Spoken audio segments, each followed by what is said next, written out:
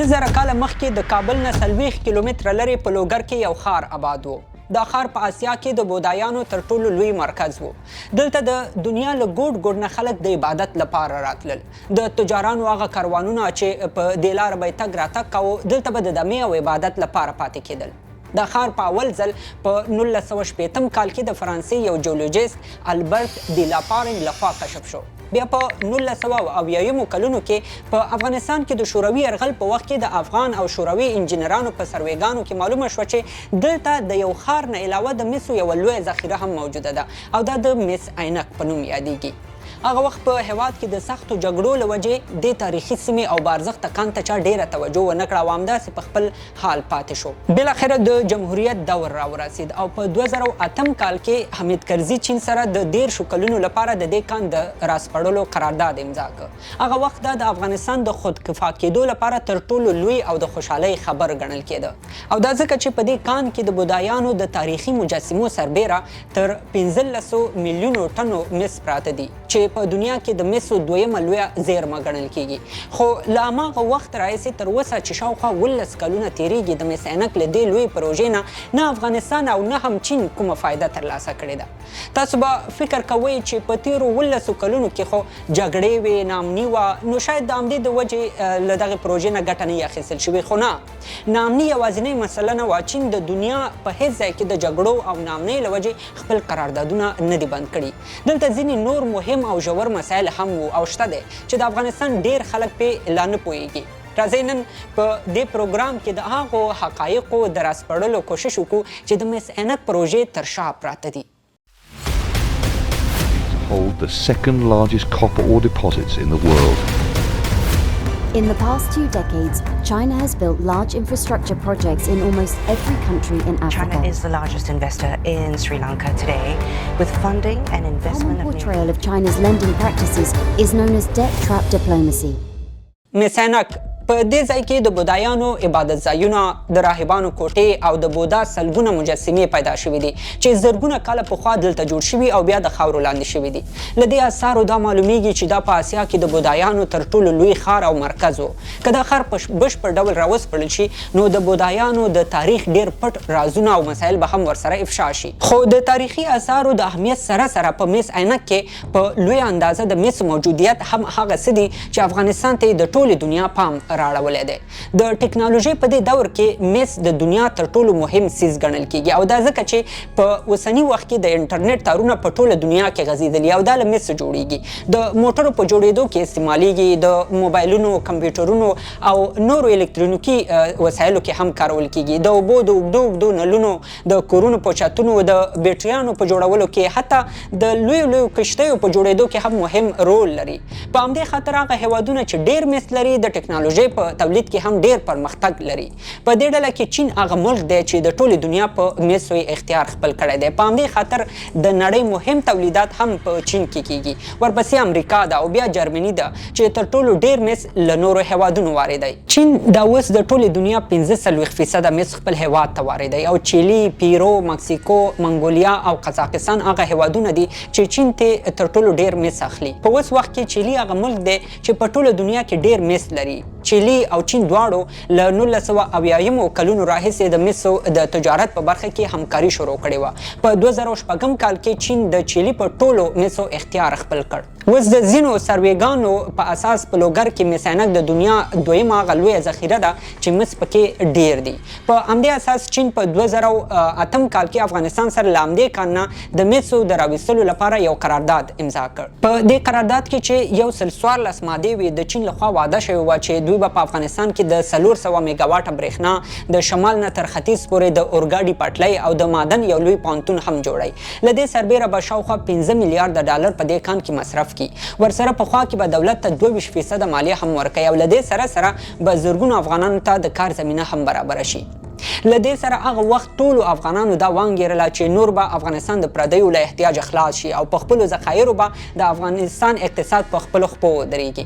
خو کله چې د چین لخوا په مس عینک کان باندې کار شروع شو، په اولو 3 کلونو کې د سروې په وخت کې چین ناڅاپي خپل کار بند کړ او وجه دا وښوده چې دلته تاریخي آثار دي او هغه باید اول تصفیه شي بیا خپل کارونه دوی شروع کول غواړي. په دې کې 15 کاله تیر شول کله چې د اشرف غنی حکومت راغی. افغان مسوولینو دا موضوع بیرته راپورته کړه او له چین سره په دې اړه خبرې او ناستې شروع کړې. ماته د جمهوریت د وخت د قانون وزارت یو مهم مسؤل د همدې ناستو په اړه ځینې مستند معلومات راکړل او دا هغه معلومات دي چې زه فکر کوم باید تر هر افغان پورې ورسیږي. هغه وایي په جمهوریت کې کله چې د افغان دولت مسؤلینو له چینی چارواکو وغوښتل چې د مس عینک کار باید بیرته شروع شي، چین هماغه پخوانی دلیل وړاندې کړ چې دلته تاریخي آثار دي او هغه باید لومړی تصفیه شي. د افغان دولت مسؤلینو ته غوښتنه وکړه چې چیرته چې تاریخي آثار دي کله کار لا هغه ځای مه شروع کوئ، دلته کابل سره له نږدې ساحې له بل ځای شروع کړئ. چیني چارواکو ورغبرګه کړه چې موږ هغه ځای کې میلیونونه ډالر مصرف کړي دي، له بل ځای نشو شروع کولی. افغان مسؤلینو ورته وویل چې موږ به درته د دې مصرف جبران درکو خو تاسو باید بیرته کار شروع کړئ.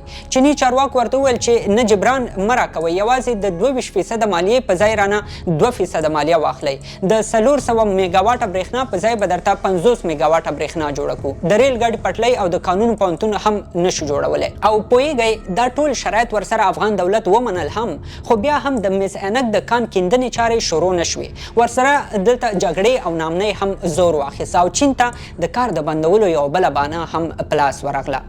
په 2014 کال کې د لوګر والي چینی چارواکو ته ډاډ ورکړ چې امنیت بشپړ تامین کړی دی. د مس عینک شاوخوا شپږ اتیا امنیتي پوستې هم جوړې کړي او 1750 امنیتي سرتیري پکې ځای په ځای کړي دي. خو له دې ټولو سره سره هم چین خپل کارونه بیرته شروع نه کړ. په همدې وخت کې افغان دولت له کاناډا او استرالیا شرکتونو سره خبرې شروع کړې سو د چین د کار نه شروع کولو په بدل کې دا پروژه نورو هیوادونو ته ورکړي. چین په دې خاطر چې دا قرارداد یې له لاسه ونه وځي په افغان دولت له بېلابېلو لارو فشارونه واچول. د جمهوریت د وخت یو لوړپوړي چارواکي او په مس عینک کې دخیل مسؤل راته وویل چې چین ځینو مطبوعاتو ته د تبلیغاتو لپاره پیسې ورکړې وې چې ووایي دولت د افغانستان قانونه لوټي، په نورو هیوادونو یې خرڅوي او پیسې هم خپلو جیبونو کې اچوي.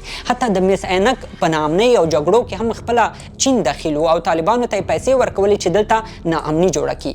خو اوس دلته پوښتنه دا ده چې ولې چین په تېرو 18 کلونو کې نه غوښتل چې په مس عینک پروژې باندې بیرته کار شروع کړي او دا یې هم نه غوښتل چې دا پروژه د بل هیواد واخلي. د دې تر شا څو مهم دلایل دي. اول دا چې چین په ټوله دنیا کې د مسو مهمې ذخیرې قبضه کړي دي.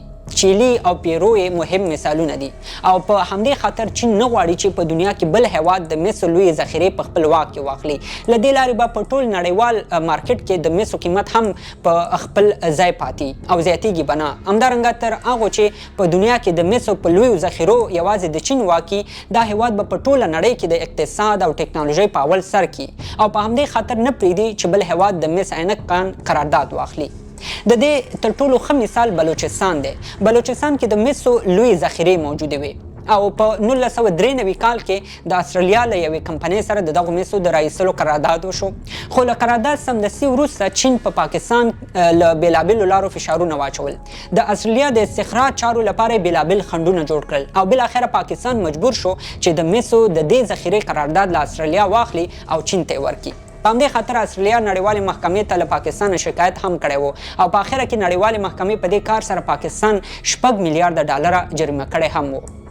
په بلوچستان کې له 2001 کال راهیسې تر اوسه چینایي کمپنۍ د مسو په استخراج بوختې دي خو د بلوچستان خلکو ته کومه معلومه فایده تر اوسه نه ده رسېدلې. بل دا چې چین غواړي په افغانستان کې له دې لارې خپل نفوذ وساتي. مثلا چین خپلې ټولې چارې د دولتي شرکت MCC په وسیله کوي او دوی کولی شي د دې شرکت په وسیله په افغانستان کې د کان کیندنې ترڅنګ د سیاسي، استخباراتي او فرهنګي فعالیتونو له لارې په افغانستان خپل قدرت لا زیات کړي.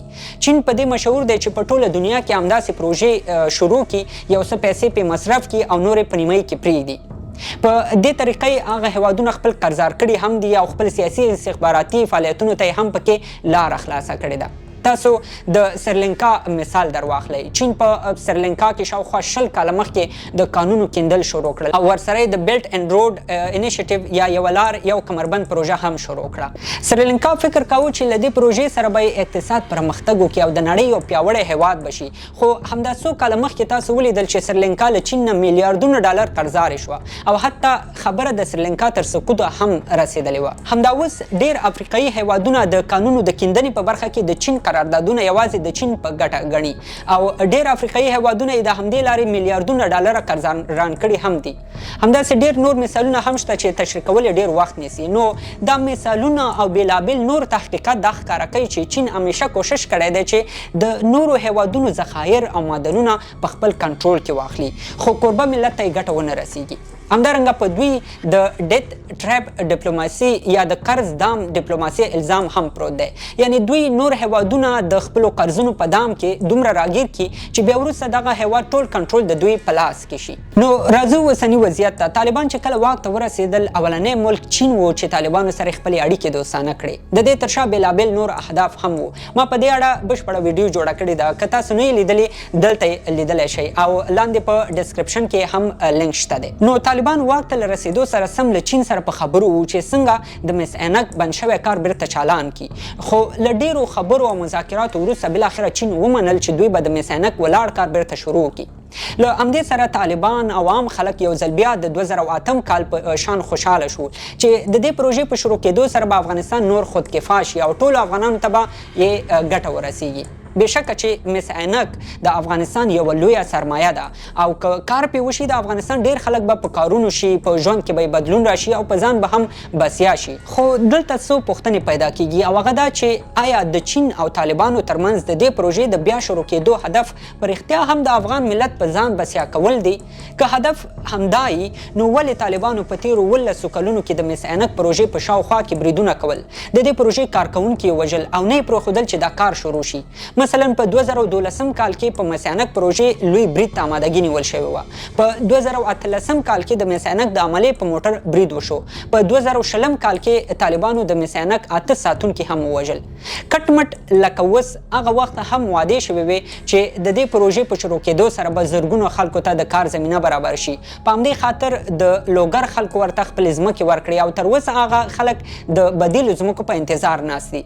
هلته د اوبو، مکتبونو، شفاخانو او عامه تاسیساتو د جوړېدو وعدې شوې وې، خو تر اوسه هیڅ هم ونه شول. او وروستۍ پوښتنه دا چې د قانونو د برخې متخصصین په دې باور دي چې له مس عینک نه د چین تر تولیدي فابریکو پورې په موټرو کې د مسو وړل د چین لپاره څو چنده قیمته تمامیږي. او کله چې دوی په دې پوهیږي چې دا کار ناممکن دی نو ولې افغانانو ته په دې اړه هر ځل وعدې ورکوي او په ځان د بسیا کېدو تش خوبونه پې ګوري؟ دا ټولې د غور او فکر پوښتنې دي چې خلک یې باید په اړه پوه شي. زه هیله لرم چې دې پروګرام به تاسو ته د مس عینک په اړه یو څه معلومات درکړي وي. دا به زموږ د نن خپرونه. هیله ده ستاسو به خوښه شوې وي. تر بلې خپرونې د الله په امان.